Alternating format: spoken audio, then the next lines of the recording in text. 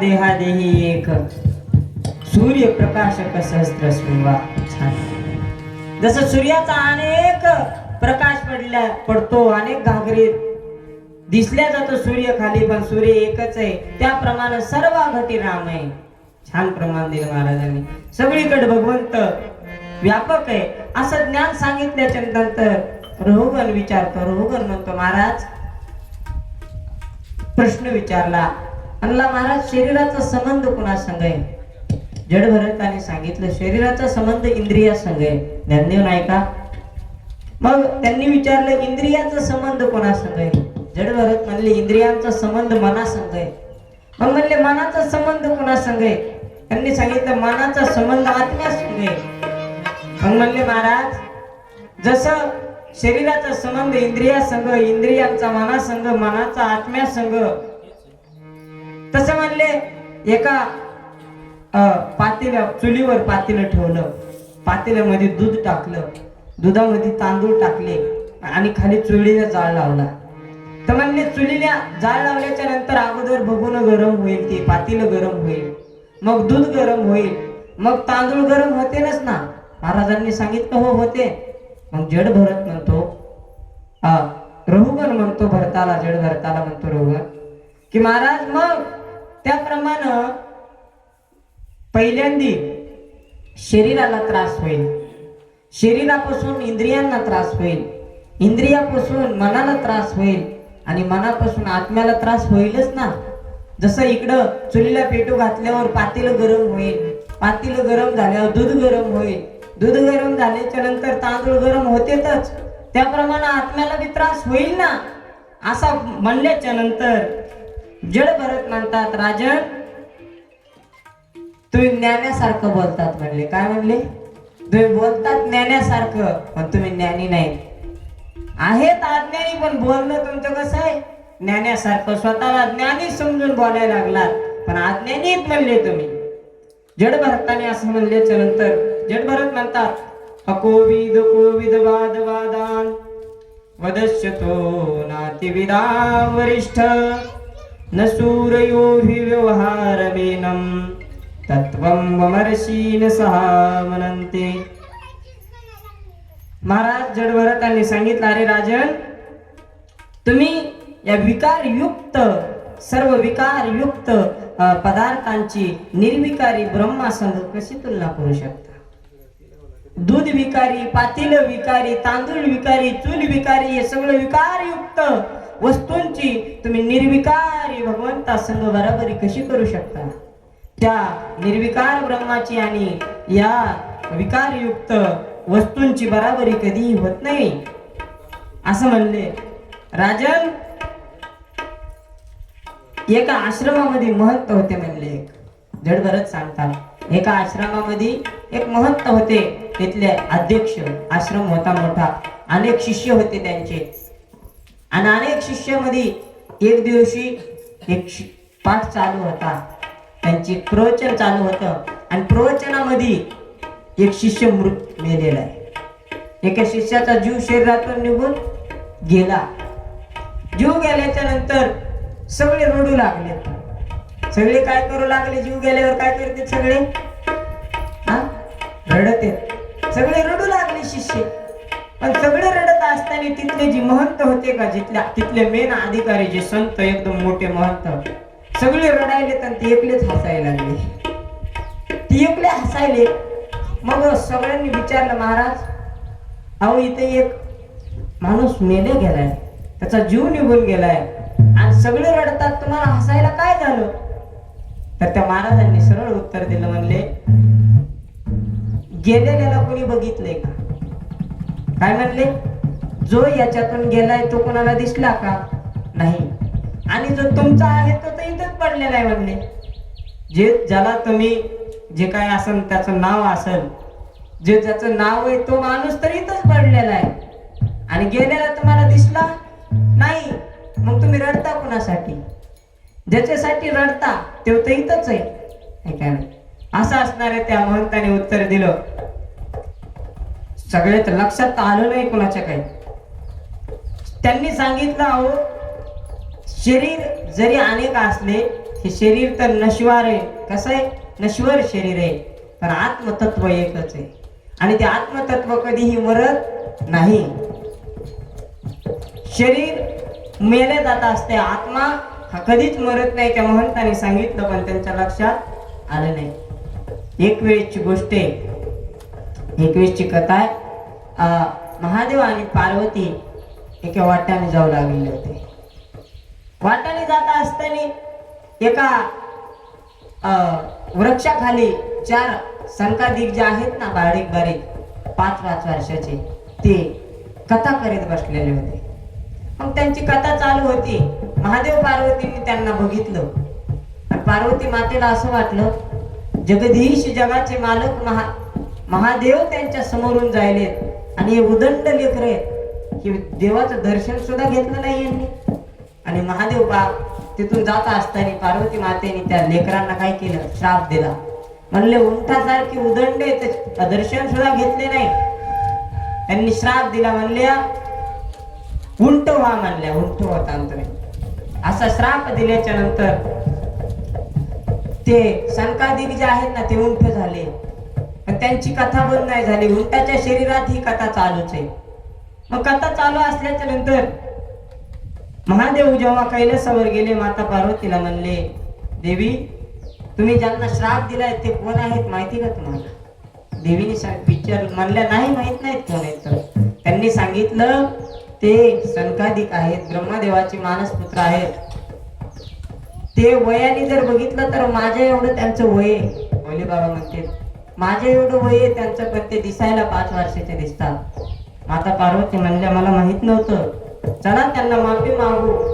महादेव त्यांना घेऊन वापस आलेले पार्वती मातेला आणि संकादिकापाशी म्हणलेले येऊन, महाराज क्षमा करा, देवीने तुम्हाला श्राप दिला.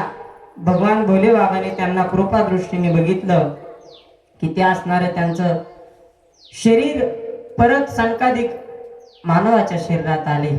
5-5 वर्षाचे बालक झाले. महादेवाने विचारलं बा त्यांना, संकादिकांना, तुम्हाला त्या शरीरात कसं वाटत होतं? उंठाच्या शरीरात कसं वाटत होतं?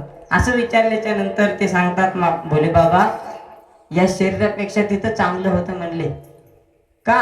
म्हणले माणसाच्या शरीरामध्ये स्नान करावं लागते, संध्या करावं लागते, पवित्र अवस्थेत पवित्र होऊन कथा करावं लागते. उंटाच्या शरीरात म्हणले आंघोळीची गरज नाही, काही नाही, आमची कथा चालू होती म्हणले तिथं. हा म्हणले माणसाचं शरीर हे भारीतला कपडा आहे आणि दुसऱ्या पशु पक्ष्यांचं शरीर या हलका कपडा आहे, पण कपडाच आहे, आत्मतत्व ते एकच आहे. का उंटाच्या शरीरातला असो, कोण्या पशुच्या असो, पक्ष्याच्या असो किंवा माणसाच्या असो, जे आत्मतत्व आहे ना, ते अखंड एक आहे. ते कुठेही असणारं बदललेलं नाही.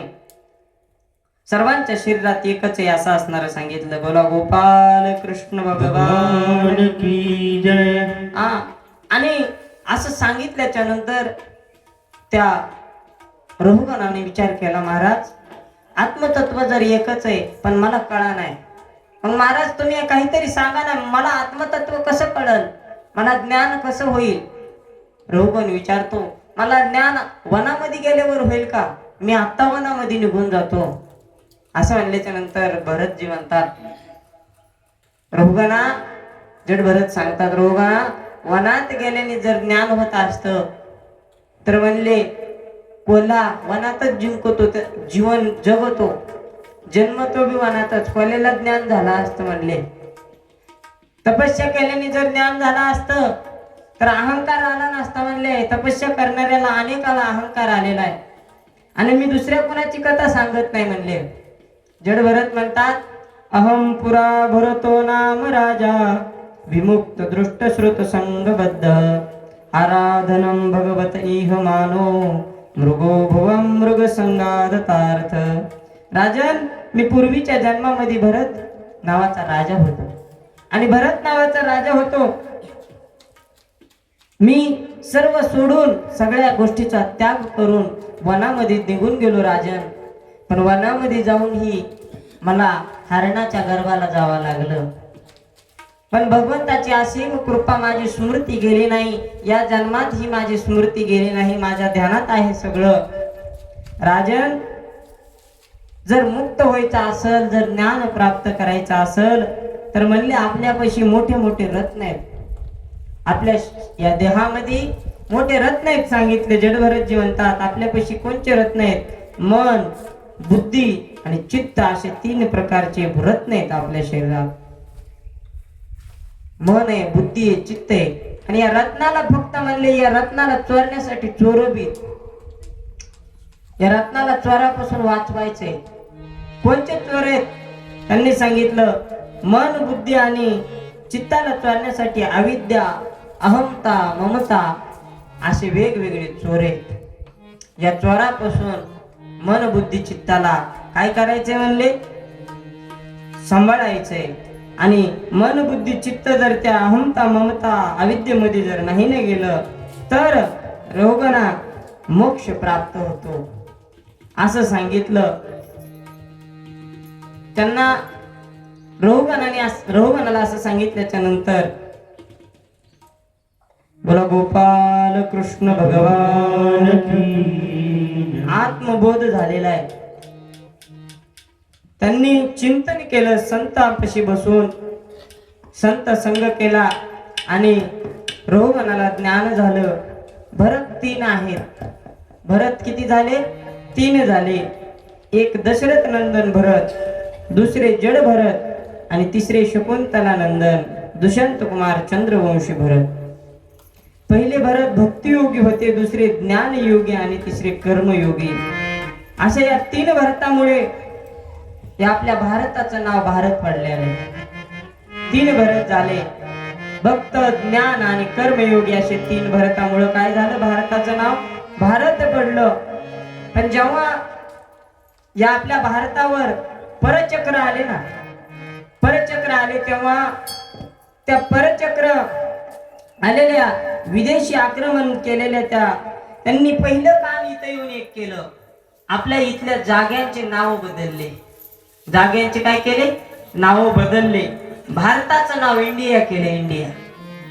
भारताला काय म्हणते? इंडिया. हे आपल्या लोकांचं काम नाहीये.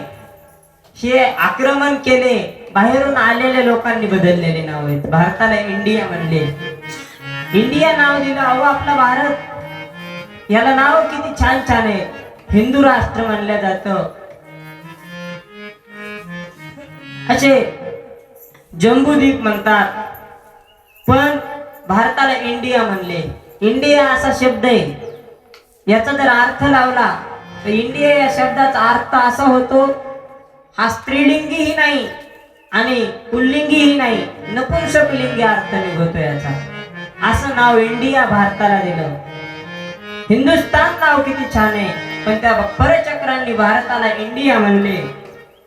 अनेक नाव बदलले. कर्णावरतीचं नाव अहमदाबाद ठेवलं, भाग्यनगरचं नाव हैदराबाद ठेवलं, हरिगडचं नाव अलीगड ठेवलं. परचक्रा करणाऱ्या आलेल्यांनी, मुघलांनी त्यांनी हरिगडचं नाव अलीगड ठेवलं, इंद्रप्रस्थचं नाव दिल्ली ठेवलं आणि ते औरंगाबाद नाव ठेवलेलं होतं ते आता बदलण्यात आलं, संभाजीनगर झालं. बोला गोपाल कृष्ण भगवान. आपले सगळे नाव बदलले परचक्रांनी. हे बघा, मग भारतासारखे मनीषी इथं जन्माला आले, त्यांच्यामुळं भारत देश आपल्या भारताला नाव आलं. सप्तद्वीपी असणारी पृथ्वी म्हणल्या जाते, सप्तद्वीपवती पृथ्वी. आणि 7 द्वीपामध्ये जम्बूद्वीप, जम्बूद्वीपामध्ये 9 वर्ष आहेत, त्यामध्ये भारतवर्ष आपलं. त्या भारतवर्ष हा कर्मप्रधान देश आहे. कर्मप्रधान भारतवर्षामध्ये आहे. इथं जे कर्म करतात ते फळ भोगावं लागतं. वाईट केलं तर चांगलं केलं तर स्वर्ग भेटतो, वाईट केलं तर नरक भेटतं. असं सांगितल्याच्या नंतर शुकाचार्यांना परीक्षित राजाने प्रश्न विचारलेला आहे, महाराज तुम्ही नरक म्हणले, नरक म्हणजे काय आहे असा प्रश्न विचारला परीक्षितीने. तर भगवान शुकाचार्य सांगतात, दक्षिण दिशेला 99,000 योजन उंचीवर 28 प्रकारचे नरक आहेत सांगितलं. 28 प्रकारचे नरक आहेत. हा, तर ते नरकांचे नाव सांगितलेले आहेत. काय म्हणतात? पहिलं नाव आहे म्हणले नरकाचं तामिस्त्र. तामिस्त्र, अंध तामिस्त्र, रौरव, महारौरव, कुंभीपाक, कालसूत्र, आशिक पत्रवन, शुकरमुख, अंधकूप, कुर्मीभोजन अशा 28 प्रकारचे नाव सांगितले. हा, प्राणरोध, विषसन, लालाभक्ष, सारमे यादन, वेगवेगळ्या प्रकारचे दंतशूक, पर्यावर्तन, शुचिमुख, शूलप्रोत असे 28 प्रकारच्या नरकाचे नाव सांगितले. आणि म्हणले जे लोक आता या नरकामध्ये जाणारे कसे लोक असतात? शुकाचार्य म्हणतात, जे लोक पैसे घेऊन साक्षीदारी देतात ना, खोटे साक्षीदारी, पैसे घेतात आणि खोटी साक्ष देतात कोर्टात, त्याच्यात खोटं बोलतात पैसे घेऊन, त्यांना म्हणले तामिस्त्र नरकात जावं लागत आहे. दुसरे त्यांनी सांगितलं धन चोरून, जे लोक धन चोरतेत ना त्याला अंध तामिस्त्र मध्ये जावं लागत आहे. पुन्हा म्हणले जे द्वेष करते ते कुठे जाते? तर त्यांनी सांगितलं जे द्वेष करतेत ना त्यांना